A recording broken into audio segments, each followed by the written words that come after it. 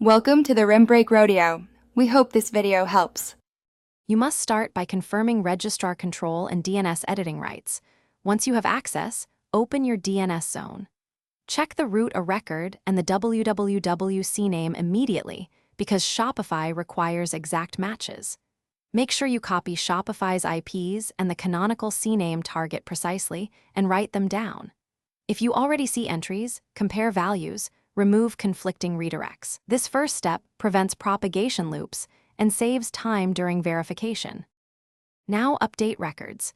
Replace root a records with all Shopify IP addresses and set the www CNAME to the provided Shopify domain. You must delete any other or CNAME entries for the same host, otherwise DNS will choose the wrong record. Once done, save changes and note the TTL. Lower it temporarily if you can. Make sure to disable URL forwarding or proxying at the registrar because those features break Shopify's verification and SSL issuance.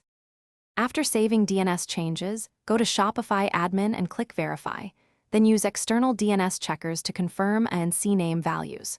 Propagation usually happens in 5 to 60 minutes, though in rare cases it can take up to 48 hours, so wait but monitor.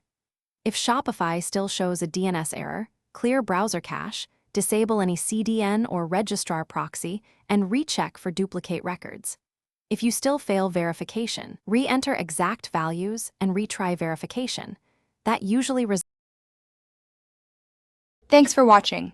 Consider subscribing if we helped you.